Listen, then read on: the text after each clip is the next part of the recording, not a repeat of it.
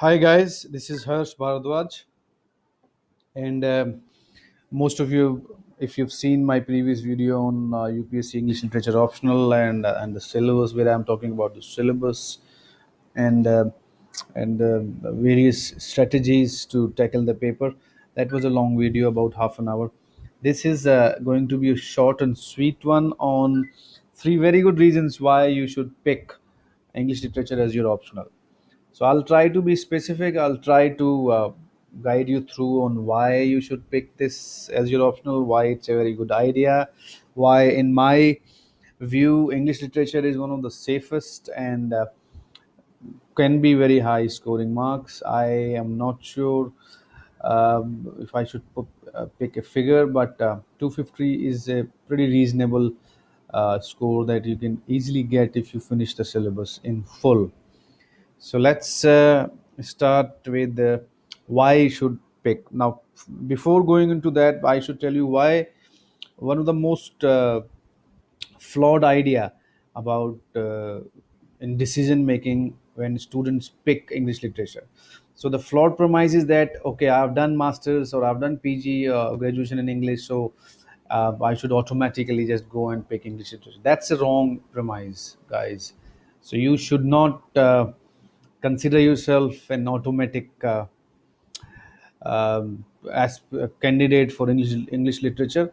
If you have an English literature background, that is helpful, but that is not a very 100% foolproof way.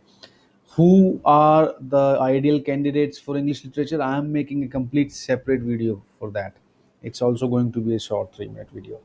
So who should pick, who are the ideal aspirants, so we will talk about that in a completely different video. So this video is about why English literature optional is a great idea.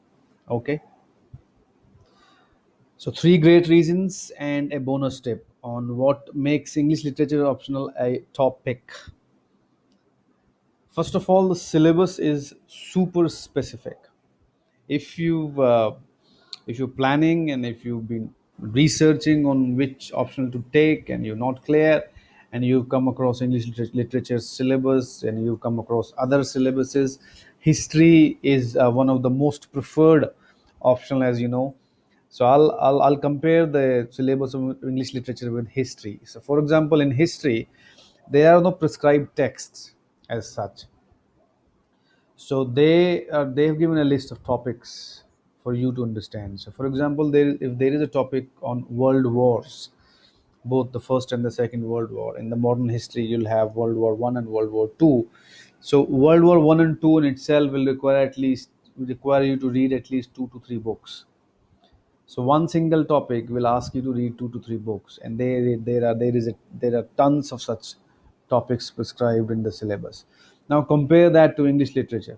We have a set of specific prescribed authors and their texts. That's it. So if there is a poet, T.S. Eliot, they don't ask you to read everything and anything about T.S. Eliot. Only 2 poems, right? If they're asking you to read E.M. Foster, they're not asking you to read anything and everything from him. Just one book, A Passage to India. So there is a set prescribed list of books to read. There are some tertiary concepts and subtopics that you'll need to understand. For example, the history of English literature, or some theories like post-colonial theory or psychoanalytic theory, or other smaller concepts. But you do not need to consult books for them. There are small terminological concepts that you will understand while reading and going through the list of texts anyway. For example, if you read A Passage to India or Kantapura, you'll automatically read post colonial theory. So you don't need to go and buy a separate book and try to understand post colonial theory in that way. So the syllabus is super specific. Okay, between 4 to 6 months, you should be able to easily go through the entire syllabus and go through and read each and every text easily. If you start now, you can go through it easily, and if once you clear your prelims, you should be able to clearly go through the entire notes, ample of time, right? So the syllabus is super specific. And the number two reason is the paper is neatly organized. So I have talked about how the syllabus translates into the paper, the pattern of paper. The pattern has changed since 2016, and at the time of this video in 2017, we still the exams have not happened. We're still waiting for them to start in October, so I can't say what happens in 2017 onwards. But looking at 2016 and looking at certain decisions made by UPSC as they opened the gates for anyone to pick this optional, so anyone with any background can pick, which was not the case uh, prior to 2016. So the paper pattern is more specific. So paper one is 1600, year 1600 to 1900. So that there is a group of text that you need to read, and you know which text, from each text there might be one or two questions. That's straightforward. Okay, so each text, like, they can't give you questions on every text that's in the syllabus, but if you do 100% of the syllabus, you should be able to tackle anything that comes your way and tackle well, and you can pick.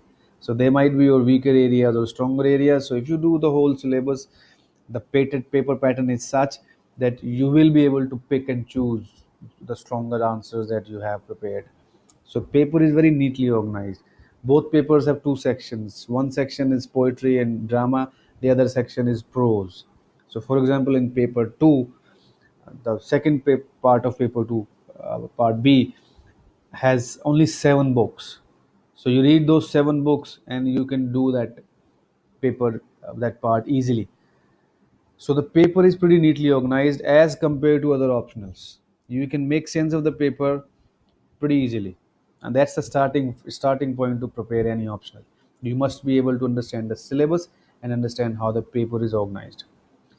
Third part is when you practice your answers for English literature, and let's understand what all it entails to write an answer.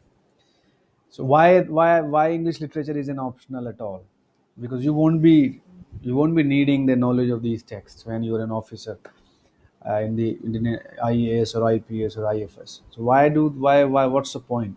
The point is English literature teaches you how to organize your text, how to organize your thoughts based on the reading of large body of word. So if you read a book of 600 pages or 800 pages, and then you're asked to decipher and analyze and dissect quickly, are you able to do so? So that is the skill set that you need to grow and demonstrate in your answers.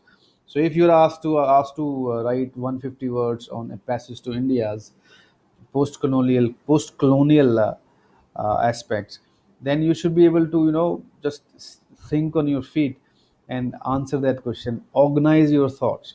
So this is what English literature teaches you, and this skill set will be directly applicable to your GS answers and essays, and even in your interviews. So what all you will be gaining by studying English literature, practicing your answers, you will directly apply those to your GS, to your essay, and to your interviews.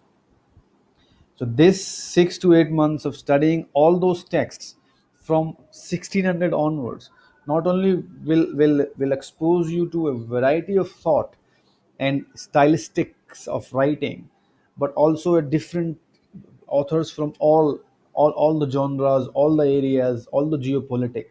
They're Indian authors, they're English authors, they're authors from all over the world. So that will completely open your mind, and that's very much transferable to your GS answer writing skills. Now the bonus tip is the answers are very short and objective. So there are no more 60-word answers, no more 25-word answers. So 10 marks, 15 marks, 20 marks. Very specific, very objective. And that's how anyone can attempt them. If you have any more questions, that's me. Yeah, if you have any more issues, please mail it to my email ID, and you can also discuss in the comments section. I do take specific one-to-one students for mentoring. Don't hesitate to contact me. Thanks a lot. Thanks for watching. Good luck.